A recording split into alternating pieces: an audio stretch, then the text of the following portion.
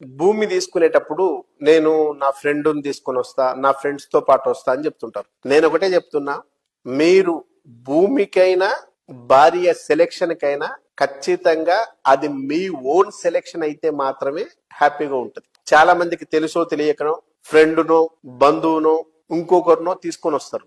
అట్లా తీసుకొచ్చినప్పుడు ఖచ్చితంగా డెఫినెట్ గా నేను చెప్తున్నా, వచ్చిన ఏ పర్సన్ అయినప్పటికీ ఒక భార్య, ఒక డాడీ, మమ్మీ వీళ్ళు తప్పిస్తే అదర్గా వచ్చే ఏ పర్సన్ అయినా కూడా ఖచ్చితంగా మీరు ప్రాపర్టీ తీసుకుంటా అంటే హ్యాపీగా ఉండలేడు. డెఫినెట్ గా చెప్తున్నా, గుర్తుపెట్టుకోండి.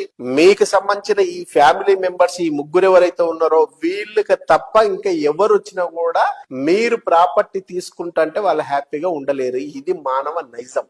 నా ఫ్రెండ్ నాకంటే ఎకనామికల్ గా బాగుండాలని కోరుకునేవాడు ఎవరు ఉండడు. 99% అబో డెఫినెట్ గా భూమి తీసుకునేటప్పుడు నేను నా ఫ్రెండ్ని తీసుకొని వస్తా, నా ఫ్రెండ్స్ తో పాటు వస్తా అని చెప్తుంటారు. నేను ఒకటే చెప్తున్నా,